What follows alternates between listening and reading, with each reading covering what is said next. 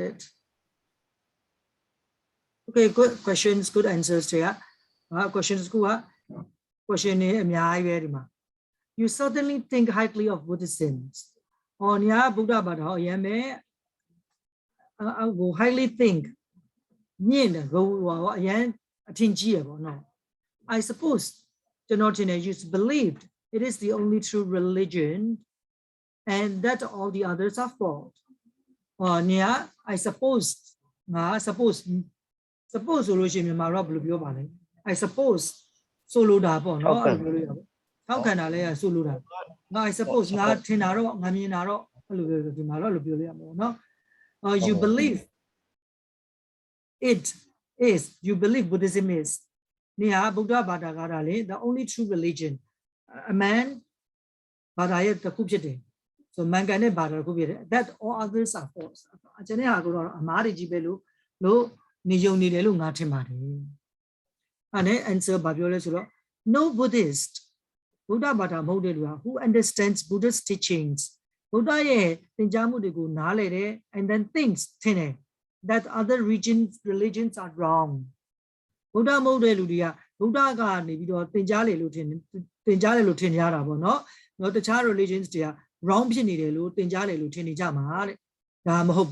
no one, Baluma, who has made a genuine effort to examine other religions. But Dugama, no one, who has made genuine to her, originally no one, Mula Dai, genuine effort ka. Baluga, Atoda. Baluma, no, the gay saying say the nane, genuine Zura, Simane, true. Simane saying the nane, Baluma, Tuabido, the Chabada argo, examining Tuabido, Baluga. Susan Lila, Mamma, with an open mind. Well, Lene, Nalundane, that's means a musician at Walila, Mamma. You could think like that either. The Chadu deal train the Lumio, the Dugama, the Chabadago, open minded, Pulene, Minamu unit, Wabido, Lila Mamma, the Wabalam de Yochin every bega. Punarabio, not Budabada Modeludia Lotimabe, go the Charabadaria, Mani de Buddha's teachings got thin hard Lutimabe. Dime Bedugama, Be Badaguma. They chacha, Tabiro, Quillen and alone, I mean, she no, Tabio Lila, like that. Open minds or I mean, she no Quillen. The first thing, but Amazon, the chat,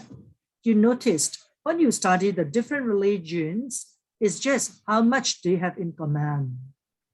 Oh, we know absolutely, but Amazon needs a read when you study the different religions. Chana de Bada Dego, Bada Gidio, Lila, Mesolution, Bari Tunide. How much they have in common? You know, Tunida, Blamina Tunim, how his own Jima. All religions, Bada, Aloha, acknowledge a team that humankind's their present state is unsatisfactory. Ludadi, ne sang Power Batamu, present Yashimu state of Yachet. Bada any Piolime, no humankind, Luda, humankind, Ludalu. Ludadi, power Nemu, Yashi Nemu is unsatisfactory. Daha, satisfactory Mapibu. Chena Linta Lysia, Kaula Meludulu, Machinaya Babu. All believe that a chance of attitude and behavior is needed if the human situation is to improve. No, Luria Chini, Mintalabo to solution. No, Ludia needed lower behavior. Behaviors law, a pure moody attitude, say need a board. Young level, Lumezurago, Ludaya, Timmy. Agola Jungijan.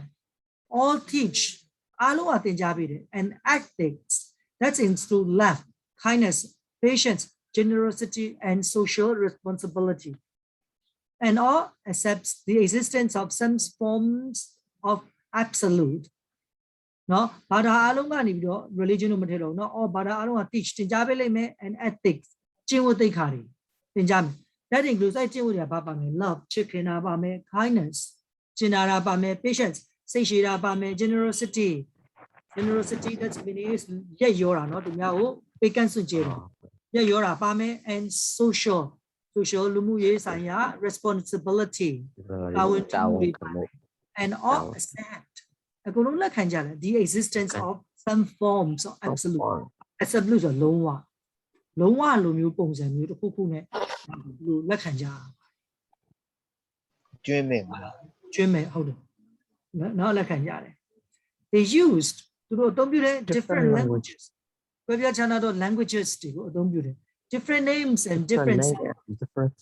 not to describe and explain these things အဲ့ဒီအရာဝတ္ထုတွေကိုသူတို့ကခုနပြောတဲ့ love to kindness to patience အဲ့ဒီအရာတွေကိုသူတို့ကဘယ်ပြချာနာတဲ့ဘာသာတွေဘယ်ပြချာနာတဲ့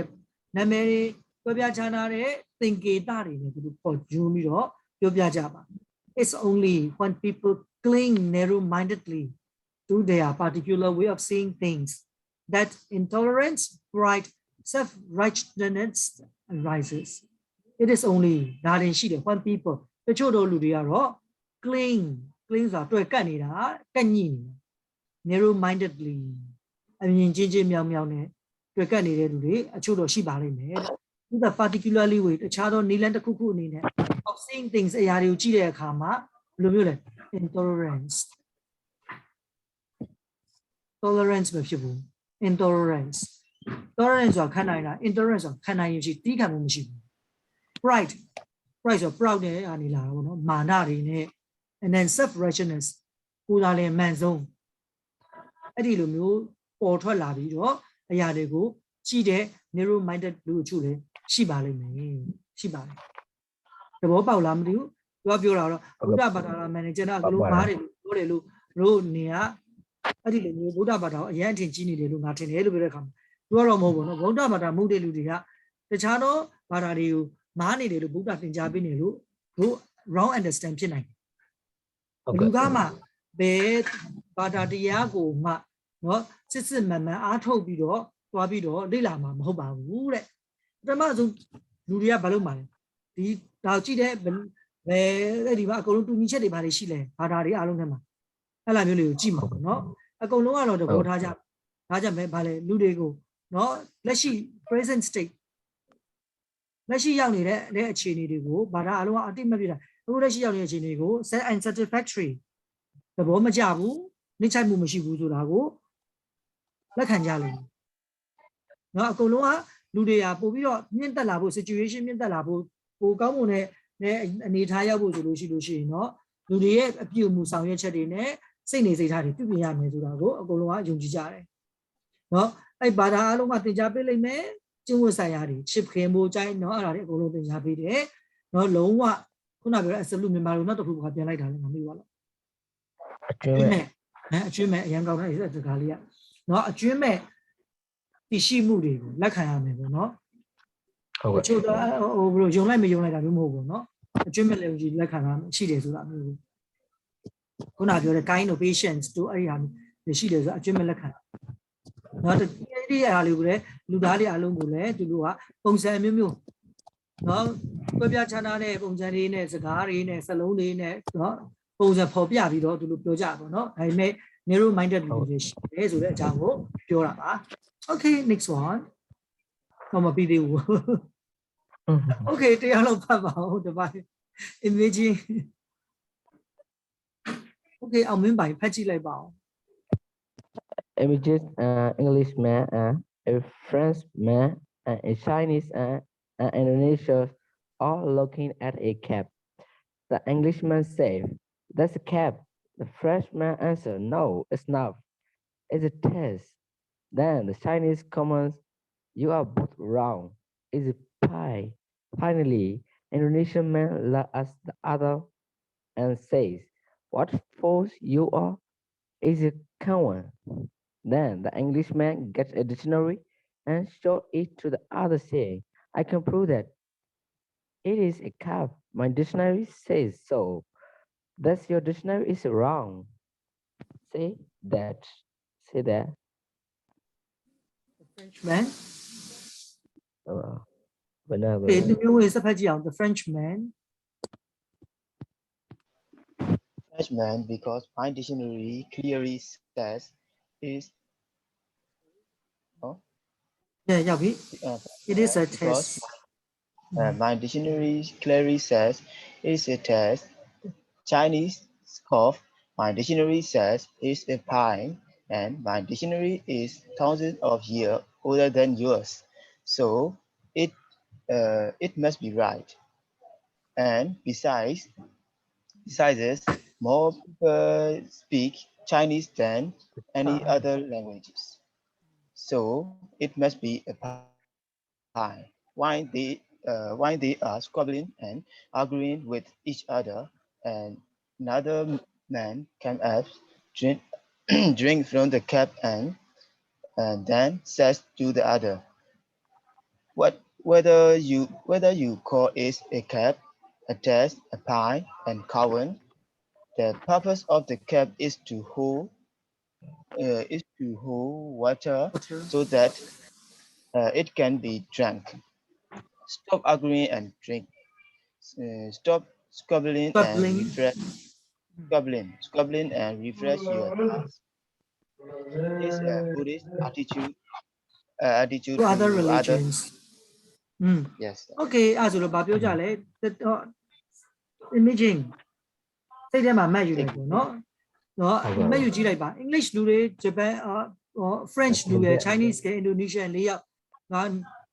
ခွက်တစ်ခွက်ကိုကြည့်တယ် English man နော် English ကပြောလိုက်ဒါ cup လို့ပြောတယ် French ကပြောတယ်မဟုတ်ဘူးဒါ is a taste ပြောလိုက် Chinese ကပြောလိုက်တယ်မားတယ်နေလို့နှစ်ယောက်လုံးဒါက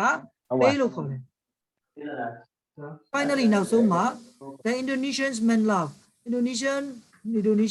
ယူပြီးတော့မဟုတ်ဘူး what for you နေဘယ်လောက်ယူကြလဲဒါခဝမ်းလို့ခေါ်တယ်ဆိုပြီးပြောကြတယ်နော် English man dictionary ယူလာပြီးတော့ပြတယ်သူပြောတယ်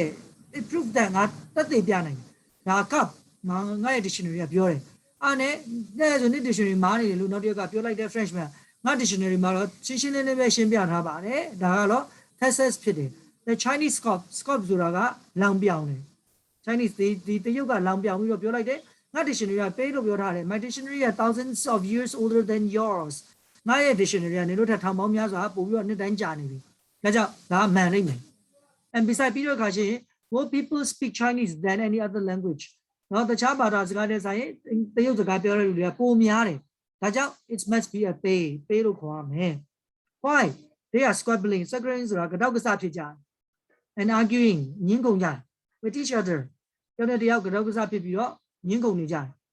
another man come up နောက်တစ်ယောက်ရောက်လာခဲ့တယ် drinks from a cup and then say to the other ရေအဲ့ဒီခွက်ကနေယူပြီးရေတောက်ထလိုက်တယ်ပြီးတော့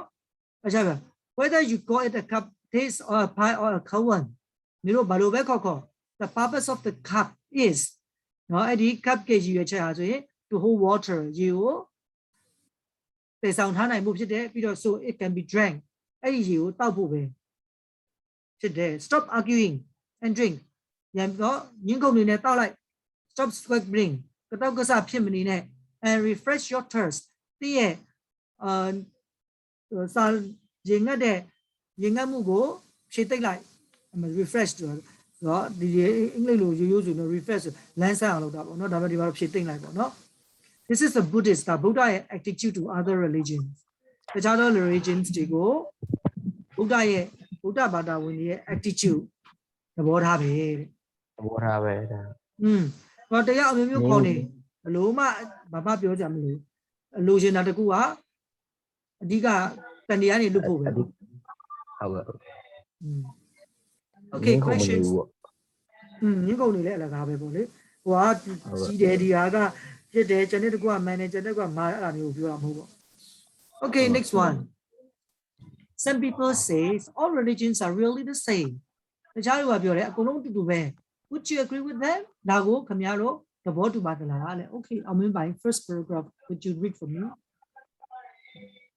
Religion is a phenomenal for too complex device to be and encapsulated by a later statement like that. Buddhism might say that This statement contains elements of both fondness and truth. Buddhism teach that there's no God. Why? Christianity. Christianity, for example, teach that there is. I think that's quite an important difference. However, one of the most beautiful passages in the Bible saysထားလိုက်တော့အဲ့မှာ Bible ခဏရက် Now religion is a phenomena ဆိုတာဖြစ်စဉ်တစ်ခုပဲ process တစ်ခုပဲ far too complex အရင်ပဲရှုပ်ထွေးတယ် and diverse အရင်လည်းကွဲပြားနေတယ် diverse is ခွဲပြားတယ်ခွဲထွက်သွားတယ် Now to be encapsulated ဆိုတာဟာ capsule တစ်ခုတည်းဖြစ်အောင်လုပ်လိုက်တာ That's meaning is say down တစ်တောင်းလို့ပဲ capsule say down တစ်တောင်းဆိုလို့ရှိရင်ဟိုဘက် cup နဲ့ဒီဘက် cup ဟုတ်တယ်မလားအဖုံးတစ်ခုဆွတ်လိုက်ပြီးတော့ say down တစ်ခုဖြစ်သွားဟုတ်လားမဟုတ်ကဲ့အဲ့ဒီဟာလိုမျိုး say down တစ်ခုဖြစ်အောင်လုပ်တာ encapsulated ပြောအဲ့ဒါအရင် complex ဖြစ်ပြီးတော့အရင်ကွဲပြားနေတာတစ်ခုတည်းလားစုဖို့ဆိုတာเนาะအဲ့ဒီဟာ by encapsulated by a neat little statement like that အဲ့လိုတေးသေးလေးနဲ့ပြောလို့တော့မလွယ်ဘူးပေါ့ that's meaning not neat တရက်တဲ့ little တေးသေးလေး statement like that you know all religion really the same လို့ပြောလဲဆိုလို့ရှိလို့ရှင်မင်းဒါ far too complex အရင်ရှုပ်ပြီးတော့အရင် diverse ဖြစ်နေတဲ့ဟာအကုန်လုံးကိုစုပြီးတော့တေးသေးလေးလာလို့ပြီးတော့ပြောတာနဲ့တူနေတယ်တဲ့เนาะ Buddhist ဗုဒ္ဓဘာသာဝင်နေရဆိုလို့ရှိရင်ဗုဒ္ဓဘာသာရ Mike say ပြောလိုက်မယ်that this statement contains element of both falseness and truth element of both falseness and truth အမားတွေနဲ့ fault အဲ့ဒီfalseness and mistakes ပေါ့ and truth အမှန်နဲ့အမားတွေနှစ်ခုလုံးပါနေတယ်လို့ပြောလို့ Buddhism teaches teaches that ဗုဒ္ဓဘာသာတင်ထားတယ် there's no God why Christianity နော်အဲ့ဟာ why Christianity teach လို့ပြောချင်တာနောက်ထပ်မရှိတော့သူကဗုဒ္ဓဘာသာမှာနတ်ဖျားဆိုတာမရှိဘူးဒါပေမဲ့ Christianity က Christian ရရှိတယ် for example ဥပမာအဖြစ် teaches that there is နော်အဲ့ Buddhist Christianity ကတော့ example အဖြစ်သူပြောတယ်ပေါ့ there is God ရှိတယ်လို့သူပြောတယ် I think that ငါထင်တယ် this is quite an important difference အရေးကြီးတဲ့ဝေပြချာနာချက်တစ်ခုပဲဝေပြချာနာချက်တစ်ခုပဲ however လိုပဲဖြစ်ဖြစ် one of the most beautiful passages no most beautiful passages စာသားအဲ့ဒီ passage တွေစာသားတွေစာပိုက်တွေ in the Bible ထဲမှာပြောထားပါတယ် says but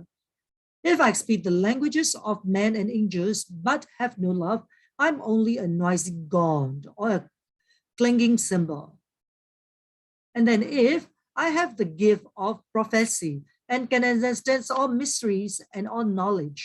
and if I have faith so strong that it can move a mountain but I have no love I'm nothing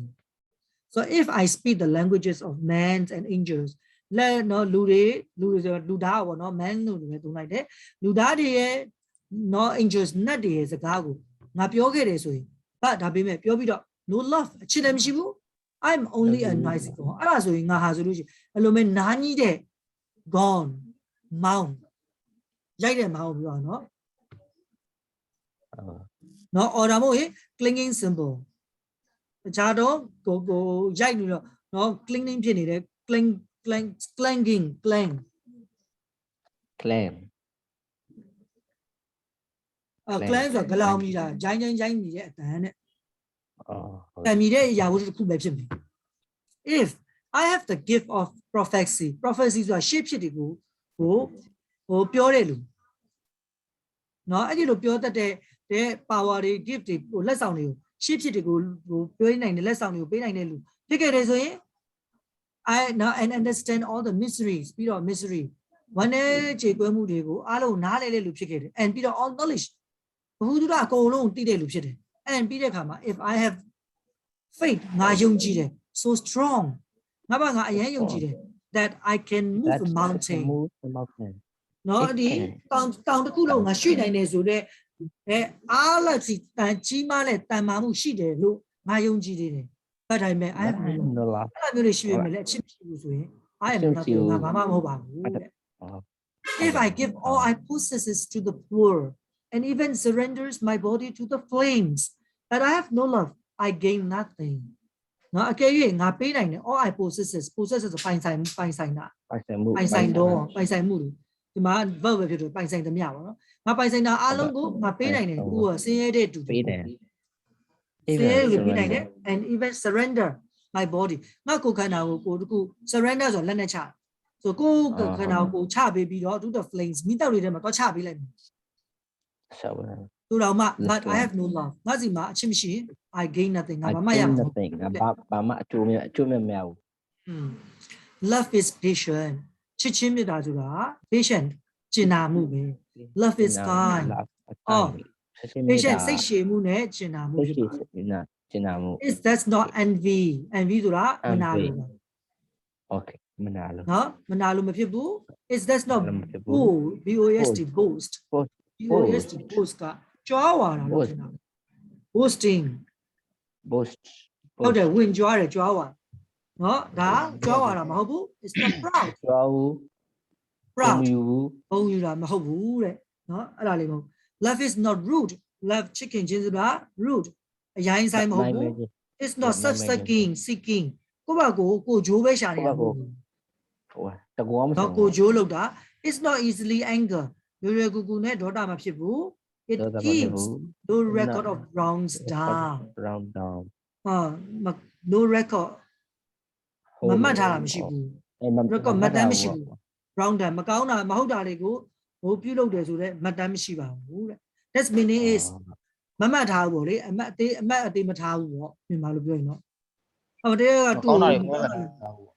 မကောင်းတာလေးလောက်တာကိုမမှတ်ထားဘူးဆိုအမှတ်အသေးမထားဘူးဗောဟုတ်လားတခါကျရင်သူများကိုလာပြီးလောက်သွားတယ်ကိုမကျင်တဲ့တော့မှတ်ထားတေးထားတယ်ဒါပြောပြအမှတ်အသေးမထားဘူးလို့ပြောမှာမြန်မာကျတော့ love does not delight in evil delight ကကြိုက်နေတတ်တာနော်သူကတကယ်လို့ကိုအဲ့ဆိုရနေပြီးတော့ကိုကြိုက်တဲ့ပစ္စည်းတစ်ခုတည်းit's my delight ဒါဆိုငါ့အကြိုက်ပဲအဲ့လိုပြောချင်တာနော် it does not delight in evil မကောင်းမှုမှာမကြိုက်နေတတ်ဘူးတဲ့ but rejoice ပျော်ရွှင်မှုမှာတော့ in truth အမှန်တကယ်မှာပျော်ရွှင်ပါတယ်အမှန်တရားပေါ်မှာ rejoice က enjoy နေတူပဲ it always protect တားမြစ်တယ် always trust ဘယ်နဲ့ယုံကြည်တယ် always perseveres ဆွဲရှိတယ်လုံးလာရှိပါ perseveres perseveres ဆွဲလုံးလာရှိတယ် okay အဲ့ဒါကခရစ်ယာန်ကသင်တဲ့မေတ္တာဆိုတဲ့အကြောင်းဟုတ်ကဲ့ဟုတ်ပြီနော်အဲ့ကြောင့်သူကပြောတယ်မတူတာတော့ရှိတယ်ဒီမှာ difference တွေက quite တော်တော်လေးမတူဘာတင်ပေးတယ်ဒီမှာမတူရဲဆိုတာဒီမှာ God ဆိုတာလည်းမခံတာမတင်ပေးဘူးဒါပေမဲ့ Bible ထဲမှာ Bible ဆိုတာခရစ်ယာန်ရဲ့တမန်ကျမ်းစာမလို့ဆိုမြန်မာရဲ့ဖျားစာပေါ့သူတို့ကတမန်ကျမ်းစာလို့သူရေးတာအဲ့ Bible ထဲမှာတော့သူ့လိုရေးတာတော့ Bible မှာလည်းကျွန်တော်တကယ်ချင်းတယောက်ရှိတယ်အင်ဒိုနီးရှားတကယ်ချင်းစင်ကာပူအကြောင်းတက်တုန်းကသူကလေသူကခရစ်ယာန်ဆိုတော့သူ့ Bible ကိုပေးဖတ်ကြည့်ပါတဲ့သူကအော်တခါကျတော့လေသူတို့ဆွေလာလည်းဖြစ်နေတာပေါ့လေဒါပေမဲ့လည်းကိုကလည်းသိချင်တယ်ဆိုတော့လေအေးဖတ်လိုက်တာပေါ့ဒီမှာပြီအဲ့ဒီသူတို့ရဲ့ပထမအဦးဆုံးတော့အချက်ကလေသူကပြည့်ညတ်တော်10ပါးဆိုတာပေါ့လေသူကအဲ့လိုပြောပါတော့မြန်မာတော့ပြည့်ညတ်တော်10ပါးပေါ့ rules 10ခုပေါ့မြန်မာလိုပြောလို့ရှိရင်တော့ကျွန်တော်တို့ဟို9ပါးသီလ10ပါးသီလ10ပါးသီလပေါ့အမှန်တော့သီလပဲပေါ့အဲ့လိုပြောထားတာလေအရှိ5ပါးကျွန်တော်တို့ဗုဒ္ဓဘာသာ5ပါး ਨੇ အတူတူပဲ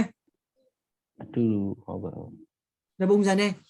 ဘာဖြစ်လို့ဆိုတော့သူတို့လည်းယူတာဖြစ်နိုင်တယ်ပေါ့နော်ဘာဖြစ်လို့ဆိုတော့ဗုဒ္ဓအရင်ထွက်တာကိုဗုဒ္ဓပေါ်ထွန်းပြီးတော့မှနှစ်ပေါင်း600ကျော်လောက်မှခရစ်ယာန်ကပေါ်တာဟုတ်ကဲ့အဲ့ဆိုတဲ့အတွက်ကြောင့်သူကလည်းလာပြီးတော့ယူခဲ့တာရှိမှာပေါ့နော်အဲ့မှာတခြားစာတစ်စောင်ဖတ်ဘူးလေးတယ်ကျွန်တော်တို့အဲ့ဒီခရစ်ယာန်ကပေါ့ခရစ်တော်ပေါ့ခရစ်ယာန်ဆိုခရစ်တော်ပေါ့အဲ့ယေရှုခရစ်ကနှစ်ပေါင်း12နှစ်ကြာတာမသိဘူးသူတို့နိုင်ငံနေပျောက်ဆုံးသွားရောမနေပျောက်ဆုံးသွားတယ်ဆိုတော့အဲ့ဒါသူတို့ရှိတယ်ရှိလာပြီးတဲ့အခါမှာသူပြန်လာပြီးတော့နောက်သာသနာလာပြုတယ်ပေါ့နော်အဲ့ဒါသူတို့ကတော့စိတ်ထဲမှာတွားပြီးတော့တရားသွားကျင့်တယ်ဘာလို့လဲညာလို့အဲ့လိုပြောတာပေါ့နော်ဟုတ်အဲ့နဲ့အဲ့ဒီဟာကိုကျွန်တော်အဲ့ဒီစာဆောင်တစ်ဆောင်ဖတ်ရတယ်ပေါ့နော်အဲ့12နှစ်အတွင်းမှာ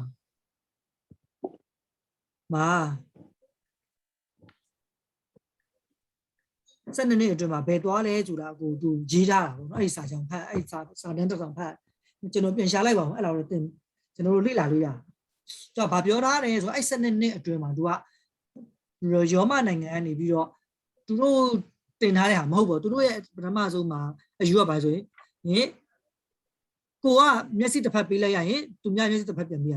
သူများကိုပတ်တစ်ချက်ရရင်ကိုကပတ်တစ်ချက်ပြန်ရသူများကိုလက်တစ်ချောင်းဖြတ်ရင်ကိုကလက်တစ်ချောင်းပြန်ဖြတ်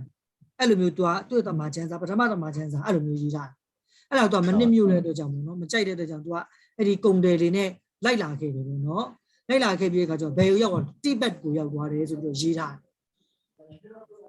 အဲ့မှာရေးထားတဲ့ဟာအဲ့လိုရေးထားတိဘက်ကိုရောက်သွားတိဘက်ကိုရောက်သွားပြီးတော့တိဘက်မှာကအဲ့တုန်းကကျတော့ဟိုပေါ့နော်အခုတိဘက်ဘာသာဖြစ်လာမဖြစ်လာတော့မသိသေးဘူးပေါ့နော်သူကဗုဒ္ဓဘာသာဘုန်းကြီးတစ်ပါးနဲ့တွေ့တယ်ပေါ့လေတွေ့ပြီးတဲ့အခါမှာသူ့စီမှာတပည့်ခံပြီးတော့ဝတ်လိုက်တယ်ပေါ့ကိုရင်ဝတ်တယ်ပေါ့လေဟုတ်ရဟန်းတော့ဖြစ်သွားလားမဖြစ်သွားတော့သူမပါဘူးကွာရေးတော့အဲ့မှာတရားကျင့်တယ်လို့ပဲပါပေါ့နော်အဲ့မှာတရားသိသွားပါပေါ့နော်သိသွားပြီးတဲ့အခါကျတော့သူချိန်မှာဟိုမြန်မာလိုပြောလို့ရှိရင်တော့တမာတိကောင်းတဲ့အခါကျတော့ဟိုဘယ်လိုပြောမလဲရှစ်ဖြစ်နောက်ဖြစ်တွေမြင်နိုင်တာပေါ့နော်မြင်တဲ့အခါကျတော့သူ့တိုင်ပြည်လူတွေပြဿနာတက်တော့မှာသူကမြင်တယ်ပေါ့လေမြင်တဲ့အခါကျတော့သူ့ရဲ့ဆရာကိုတောင်းပန်တယ်ပေါ့နော်သူ့ဆရာပထမတစ်ခေါက်မှာပြေးမပြန်ဘူးနေပါအောင်ဆက်ပြီးကျင့်လိုက်ပါအောင်လိုပါသေးတယ်ဆိုပြေးမပြန်နှစ်ခေါက်သုံးခေါက်မြောက်တဲ့အခါကျတော့သူ့ဆရာလည်းသူ့မှာလည်းကံပါတယ်ပေါ့နော်အဲ့ဒီလိုဟိုလောကကတိုင်ဖက်လို့သူများကြောင့်တရားမယ်ကံရှိတယ်ပေါ့လေလောကကတိုင်လို့တော့မပါဘူးနော်သူများလောက်ကြံခိုင်းပြီးတရားမယ်ကံတော့ပါတယ်ပေါ့နော်အဲ့ကြောင့်ပေးမပြန်ဘူးလို့ရပါပေါ့အချိန်ကတန်နေပြီဆိုတာနဲ့သူ့ပေးပြန်ကွယ်မို့ခွင့်ပြုလိုက်တော့ပြန်ပြီးခွင့်ပြုတဲ့ခါမှာသူကဗျာတင်ပေးလိုက်လဲဆိုတော့လေတော့နေ့နိုင်ငံကလူတွေကအရင်အဆိုင်နေဖြစ်တယ်ပေါ့နော်ငါပြောတဲ့ဟာဗုဒ္ဓဘာသာတရားနဲ့ညတွားဟောလို့ရှိရင်အဆင်ပြေမှာမဟုတ်ဘူးတဲ့အဲ့ကြောင့်မေတ္တာတစ်ခုလည်းပဲဟောပါဆိုပြီးတော့အဲ့ခရစ်ယာန်အဲ့ဒီခရစ်တော်တင်ပြီးတော့သူ့ရဲ့ဆရာဆုံးမလိုက်တယ်ပေါ့လေအဲ့နဲ့သူကအဲ့လိုပြန်သွားပြီးခါမှာသူကသူ့နိုင်ငံလူတွေကယ်ဖို့အတွက်ဆိုတော့သူ့ဆရာဆုံးမထားတဲ့အတိုင်းပဲဗုဒ္ဓဘာသာတစ်ခုလုံးပြောလို့ဆိုရှင်အဲဆိုသူ့မူလလုံးကရှိထားခဲ့တဲ့ကျမ်းစာတွေကတလွဲစီကုန်ဖြစ်ပြီလေဗုဒ္ဓဘုရားမတက်ကဘူးသူများဟိုဟာမေတ္တာထားရမယ်ဒီကုန်းတိခံရမယ်ဟာတွေဖြစ်သွားတဲ့ခါကျတော့ပြန်ကျမ်းစာရလုံးဝဆောက်ထိုးပြီးဖြစ်သွားမှာဟုတ်ကဲ့ဆောက်ထိုးပြီးဖြစ်သွားမှာဖြစ်တဲ့ကြောင့်မေတ္တာနဲ့ပဲပြောပါဆိုရကြအဲ့ကြောင့်သူများကိုပါတစ်ချက်ရိုက်လို့ရှိရင်နောက်ထပ်ပါတစ်ဖက်ကိုကန့်လန်းလိုက်ပါဆိုပြီးတော့သူကနေပြန်ပြင်ပြောလိုက်ဟုတ်ကဲ့ဟုတ်ပါသူများကိုလက်ကိုဖြတ်တယ်ဆိုရင်နောက်ထပ်လက်တစ်ဖက်ပေးလိုက်ပါသူများမျက်စိတစ်လုံးကိုလာဖောက်လိုက်နောက်ထပ်တစ်လုံးပြီးတော့ပေးလိုက်ပါဘောနော်သူတို့ကဆိုမေတ္တာထားလိုက်တာပေါ့အဲ့လူပေါ်မှာသူကဆိုပြီးတော့ဒေါသမဖြစ်တော့ဘူးမေတ္တာနဲ့နောက်တစ်ခုတောင်လုပ်လို့ရပါလေဆိုပြီးအဲ့လိုမျိုးနဲ့သူကသာသနာပြုတာသူ့နိုင်ငံမှာပြန်ပြီးတော့အဲ့ကြောင့်သူတို့ရဲ့ခရစ်ယာန်အဓိကမေတ္တာဘာဝနာအဓိကဟုတ်ကဲ့အဲ့ကြောင့်သူတို့ကအကုန်လုံးဟိုလူတွေကိုလိုက်ပြီးတော့ကိုညီရပါညာအဲ့သူကဒီကနေပြီးတော့တင်ပေးလိုက်တယ်အဲ့ဒါပေါ့နော်အဲ့ဒီဟာကိုရအဲ့လိုမျိုးတိတယ်တိမယ်ဆိုတာတိတယ်အဲ့ဒီခုနပြောသလိုဟိုခုနပြောပါလေ3ရက်မြောက်တဲ့ခါကျတော့ရှင်တန်ပြန်ထရတယ်ဗျအဲ့ဒါလေးကျတော့အဲ့ဒါလေးကျတော့မရေးထားဘူးပေါ့လေအဲ့ဒါသူအတိတ်ပဲသူတို့ရေးထားတော့ဟိုဒီသူကတော့ပုံစံပြောတာပေါ့ဟိုဖြစ်နိုင်တာပေါ့နော်ဟိုသူကအဲ့ဒီငါတို့အရှင်ဗာလေရှင်မာမောက်ကလန်လို့ဗာလို့ဆိုရှိရမလားဟိုဟုတ်ကဲ့ကိုသားငါရိုက်တဲ့ခါတေသွားပြီလို့တတ်မဲ့ပြပြန်သွားတယ်ဒါပေမဲ့သူတို့ကသူတော့ဇန်နဲ့ပြန်ပြီးတော့ဖျားစီသွားလို့ရတယ်အဲ့ဒီလိုမျိုးပုံစံပေါ့လေဆိုတော့ဟိုသူ့မှာတစ်ခုခုရထားခဲ့တာရှိမှာပေါ့ကွာအားကြောင့်3ရက်မြောက်တဲ့နေ့မှာအဲ့ရနေပျောက်သွားပြီးတော့ပြန်သွားတယ်ဆိုပြီးတော့ဖြစ်နိုင်တယ်ဆိုပြီးတော့အဲ့လိုမျိုးတချို့တွေကလည်းယူဆကြတာပေါ့နော်အဲ့လားဟုတ်လားမဟုတ်လားဆိုတော့မသိပေါ့လေအဲ့ခုနကတော့အဲ့ဒီဗုဒ္ဓဘာသာစီကနေပြီးတော့လာတင်ပြီးတော့ပြန်သွားတယ်အဲ့12နှစ်အကွာဟာကိုသူတို့ရဲ့ကျမ်းစာမှာမရှိဘူးလုံးဝဟုတ်ကျန်အဲ့12နှစ်နောက်ပိုင်းမှာကျမ်းစာအတိတ်ဆိုတော့ထပ်ပေါ်လာတယ်အဲကြောင့်သူတို့ရဲ့ Bible မှာဆိုကျမ်းစာအဟောင်းရဲ့ကျမ်းစာအတိတ်ရဲ့ဆိုတော့ကျမ်းစာနှစ်အုပ်ရှိတယ်ဆိုပြီးအဟောင်းကဆိုခုနပြောတဲ့တစ်ကဟိုမြစ်တာနဲ့ဆိုင်တဲ့ဟာမျိုးဖြစ်သွားအဲ့လိုမျိုးတော့ဖတ်လိုက်ရတယ်အဲ့အစာဆောင်လို့ဆောင်ရှိတယ်အဟောင်းမှာဟိုလိုမျိုးသူကဥပဒေလိုမျိုးပေါ့ငါတခုလို့ဟင်းငါတခုပြန်ဟုတ်လားအဲ့ဒီလိုမျိုးပြောထားတာဖတ်ရတယ်ပေါ့နော်ဟုတ်အဲ့ဒီဟို12နှစ်กว่าသွားတဲ့အခါမှာဆရာဘယ်ရတဖတ်အဲ့ရဟာအဲ့တော့လေမသိတော့မိသွားရဲ့အဲ့လေ online ကပဲရေးထားလို့အဲ့ဒါဟိုတခါအဲ့လိုဗုဒ္ဓဘာသာတွေအဲ့လိုဆွေးနွေးတဲ့အဲ့ဒီ Facebook ကြားလိုက်လုံခဲ့လေနိုင်ငံခြားမှာကြတဲ့ဖြစ်တာအဲ့ဒါကျွန်တော်စင်ကာပူမှာကြတဲ့ဖတ်ဖြစ်တာ ကြာတော့တော်တော်ကြာသွားတယ်ကြာပြီဆိုဟိုးရင်ကလေးထွက်တာပါအဲ့ဒါဟိုးနိုင်ငံခြားမှာကလေးကထွက်နေတာဆိုတော့ကျွန်တော်တို့လူမပြည့်ခင်ကြီးလည်းထွက်မှာအဲ့ကိစ္စတွေကသူတို့ခရစ်ယာန်တွေကတော့အဲ့ဒီဟာကိုသူဖုံးတော်ကြီးဖြစ်တဲ့လူတွေတော့တည်တယ်တဲ့သူကရေးထားဖုံးတော်ကြီးဖြစ်မဲ့လူတွေမှလည်းများတော့ဖတ်ရတယ်အဲ့အကြောင်းဒါပေမဲ့သူတို့ကိုတလုံးတော်မှမဟရပါဘူးဆိုပြီးတော့ဟောလောက်ထားတယ်ပေါ့နော်ပိတ်ထားတယ်ပေါ့အဲကြောင့်သူ့ရဲ့အနေနဲ့လည်းသူတို့မသိပါဘူးဆိုအကုန်လုံးပြောင်းပြီးတော့ဗုဒ္ဓဘာသာရောက်သွားမှာဆိုလို့ဟုတ်ကဲ့အဲကြောင့်ဟိုအဲ့ဒီဟိုတော့တချို့ဟိုတိတကူဆရာတော်ရေးထားတာရှိလေသူသွားလိုက်နိုင်ငံအီတလီနိုင်ငံလားအင်္ဂလန်နိုင်ငံတွေအဲ့မှာဘုံရောင်းတဲ့လေးဆိုဓမ္မပဒတွေကြီးပဲအကုန်လုံးသူ့ရဲ့ကလည်းအဲ့ဒီ Christian Church ကျောင်းထဲမှာအကုန်လုံးထွေးပြီးတော့ကြောက်တော်ပါဘောနော်တားနဲ့ဂျာထွေးပြီးတော့ထားသူရောက်သွားတဲ့ခါသူ့ကိုဖိတ်ပြီးတော့တရားဟောခိုင်းတယ်ပေါ့နော်သူကတော့ဒီဗုဒ္ဓရဲ့ဟိုကောင်းတာလေးလုပ်ပါမကောင်းတာရှောင်မစိတ်ကိုဖြူအောင်ထားပါအဲ့နဲ့ပတ်သက်ပြီးသူဟောခဲ့တယ်ပေါ့အဲ့ရောက်တော့အရန်ထူးဆန်းတာပေါ့နော်အံ့ဩမိတယ်ပေါ့နော်အဲ့ဗုဒ္ဓဘာသာဟိုခရစ်ယာန်ဘုန်းတော်ကြီးကဘာကိစ္စကြောင့်အဲ့ဓမ္မပဒတွေအကုန်လုံးအဲ့လိုလုပ်ထားဆိုသူပြောတာအမှန်ကြီးပဲတဲ့ငါတို့ခရစ်ယာန်ကခံယူထားတယ်ဒါပေမဲ့ဗုဒ္ဓဘာသာဟောထားတဲ့ဟာတွေကတကယ်အစစ်မှန်ဖြစ်တယ်အဲ့ကြောင့်ငါတို့ကပုတ်ရမ်းမင်းဖြစ်တဲ့အတွက်ကြောင့်ငါတို့ပြောင်းလို့မရဘူးဒါပေမဲ့ဒီဟာမှန်တဲ့အတွက်ကြောင့်သူလက်ခံပြီးတော့ကျန်တဲ့လူတွေကိုကျင့်သုံးနိုင်အောင်လို့ဆိုပြီးတော့သူကအဲ့ဒါလိုဖြန့်ဝေပေးပါသူဗုဒ္ဓဘာသာကိုဖတ်ပြီးတော့အဲ့အကြောင်းတွေကိုရှင်းပြတယ်တဲ့သူအဲ့လိုပြောသူကဒါပေမဲ့သူတို့ဘာသာကိုဘယ်လိုပြောရင်နာမည်မပြောင်းအောင်ကနာမည်ပြောင်းဝင်နဲ့တင်တာတော့ဗုဒ္ဓဘာသာတရားကိုတင်ပြတာအဲ့သူရဟန်းများအဲ့လိုလုပ်တာဟုတ်အဲ့လိုမျိုးအဲ့ဆိုအမှန်သူတို့ပုံရဟန်းမင်းဖြစ်တဲ့လူဟဲ့တိတယ်အဲ့အကြောင်းဒါသိမကွာဘူးပေါ့ခရစ်ယာန်ဘာသာနဲ့အမှန်မဟုတ်ဘူးဗုဒ္ဓဘာသာရဲ့အပိုင်းတစ်တလေးပဲဖြစ်သွားတာပေါ့ဟုတ်ကဲ့မေတ္တာတစ်ခုပဲမေတ္တာတစ်ခုပဲငါတို့ဆိုလို့ရှိရင်ငါတို့မှာပြမစိုးတရား၄ပါးရှိတာလीဟုတ်တယ်မလားမေတ္တာရှိတယ်ဂရုဏာရှိတယ်မုဒိတာရှိတယ်ဥပေက္ခာရှိတယ်လေ၄ခုရှိတယ်မေတ္တာချစ်ချင်းမေတ္တာတို့အဲ့တစ်ခုကိုပဲတော့သင်ရတယ်ဂရုဏာတို့ဥပေက္ခာတို့အဲ့ဒီကျန်တဲ့ဟာတွေမပါပါဘူးပေါ့ပြမစိုးတရား၄ပါးအကုန်ပြီးမှတာလေဒါကမြတ်စွာဘုရားဟောထားတာဖြစ်မှာလေမြတ်စွာဘုရားတရားတော်ကပြမစိုး၄ပါးလုံးပြည့်တာဟုတ်သူကအဲ့တစ်ခုလေးကိုပဲသူယူသွားတာ၄ခုလုံးလည်းသူကအချိန်မရှိဘူးလေခုနပြောသလိုသူမှာသူ့ရဲ့ဝတ်ကြွေးရှိတော့ပေးဆက်ရမှာရှိသေးတာဟုတ်သာသနာပြုနိုင်မှုဆိုတာအဲ့နည်းနဲ့သူကသာသနာပြန်ပြုသွားတာသူရဲနိုင်ကြအောင်သူလည်းနိုင်တယ်လို့လုပ်တော့တာပေါ့ဟမ်နိုင်တယ်လို့လုပ်တော့တာပေါ့လို့အေးပါသူကအဲ့လောက်ပဲလုပ်နိုင်မယ်ဆိုတာကိုသိပြီးသားဟုတ်သူဆရာကသိပြီးသားဆိုတော့အဲ့လိုပြောပြတယ်အဲ့လာမှသာလည်းအဲ့နည်းနဲ့မြန်သာသနာပြုလို့ရမယ်ဆိုအားကြောင့်လည်းအခုခရစ်ယာန်တွေကြည့်ပါခရစ်ယာန်တွေဆိုဟိုလူတဲ့နေရာမှာသူများနဲ့မတူဘူးမေတ္တာပြောအဓိကအပြင်လူနာတွေတို့ကျောင်းတွေလို့ဘာလို့အဲ့လိုမျိုးနဲ့ပဲအဓိကသူကသာသနာပြုတယ်အဲ့လိုပုံစံနဲ့ဖြစ်သွားတာလေဟုတ်ကဲ့ဟိုကနဲ့တော့မတူပြန်ဘူးပေါ့နော်ကို86နဲ့ကြတော့လည်းမတူပြန်ကို86ကြတော့ကိုလည်းမသိလို့နော်သူတို့ကကြတော့အဲ့ဒီဟာမျိုးမဟုတ်သူကဖခင်နဲ့တရားနဲ့လည်းလာတွေ့ကြအကြောင်းမှမရှိတယ်သူကခရစ်ယာန်ကိုမိပြီးတော့ဆက်လုပ်တာဆိုတော့ဟုတ်နော်အဲ့ဒီပိုင်းတော့ကျွန်တော်လည်းသိမသိပါဘူး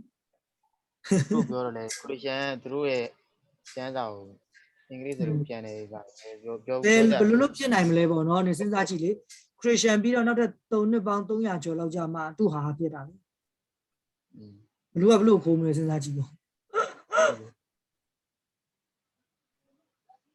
Okay this is exactly what Buddhism teaches Buddha ဘာသာဘာသင်လဲဆိုတာကဒါ exactly အတိအကျပါ that the quality of our heart ဒါကြောင့်ငါတို့ရဲ့heart တရားဆိုရင် is more important than any supernormal powers we might have ကျွန်တော်ဒီမှာရှိနေတဲ့ supernormal power တာမန်စွမ်းအားတွေတဲ့ကျော်လွန်တဲ့ power တွေတက်စားလို့ရှိရင်ကျွန်တော်တို့ရဲ့ quality of heart စိတ်ရဲ့နှလုံးသားရဲ့အရေးအသွေးပို့ပြီးတော့မြင့်တက်ဖို့ရတာပို့ပြီးတော့အရေးကြီးပါတယ်တဲ့နော် our ability to fulfill the future ကျွန်တော်တို့ဟာ ability စွမ်းရည်ရှိတဲ့အနာဂတ်ကိုကြိုတင်ပြီးတော့ပြောနိုင်တဲ့စွမ်းရည်ရှိတဲ့ the strength of our faith ငါတို့ယုံကြည်မှုအတွက်ငါတို့ရဲ့ခွန်အားတွေ and any extravagant ဆိုတာအကြီးကျယ်ပြောတာ very huge ပေါ့ gesture we might make ငါတို့လေလုံနိုင်တာတဲ့ဆိုလို့ရှိရင်ပို့ပြီးတော့ကြီးမားတဲ့အပြုအမူတွေငါတို့ယုံကြည်တာတဲ့ပို့ပြီးတော့ကြီးမားတဲ့ယုံကြည်မှုတွေငါတို့အနာဂတ်ကိုပို့ပြီးတော့အနာဂတ်ကိုရဲ့ကံကြမ္မာတွေကိုပြောနိုင်တဲ့ ability တွေထက်စားလို့ရှိရင်အဲ့ဒါတွေထက်စားငါတို့ရဲ့ our heart is more important ငါတို့ရဲ့နှလုံးသားပို့ပြီးတော့အရေးကြီးပါတယ် ဆိုတာကြောင့် when it comes to theological concept နော် theoretical နဲ့ concept တော့အတွေးခေါ်အရာလာမယ်ဆိုလို့ရှိရင် and theories Buddhism and Christianity certainly differ theory ရကြည့်နော်ကွဲပြားခြားနားတယ် but when it comes to the hard qualities နှလုံးသားနဲ့အရေးချင်းနဲ့ဆိုင်လို့ရှိရင် ethics and behavior they are very similar သူတို့ဟာအရင်ပဲတူညီနေပါတယ်တဲ့ကျင့်ဝတ်သိက္ခာတွေနဲ့ဆိုင်နဲ့အပြုအမူနဲ့ဆိုင်လို့ရှိရင်သိက္ခာတူပဲဖြစ်နေပါနော်သဘောပေါက်မလား ဟုတ်ပါလား okay အဲ့ဆိုဒီနားမှာခဏရက်ပြီးတော့နောက်တစ်ခုတွားဖို့တော့မှအချိန်ရမရှိဘူး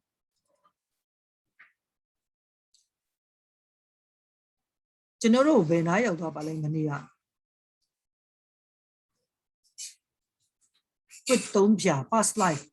အော်ဒါပြီးသွားပြီနော်ဘဝသုံးခုပြီးသွားပြီ ပြီးသွားပြီ period လည်းပြီးသွားပြီ three connection ပြီး အော် okay connection ပြီးသွားပြီ အော် connections ပြီးသွားပြီလားအော်ဒီဟာပြောနေ ပြီးသွားပြီ ဟောကျွန်တော်ပြောကျွန်တော်တို့အဆက်သုံးဆက်ပြောတာ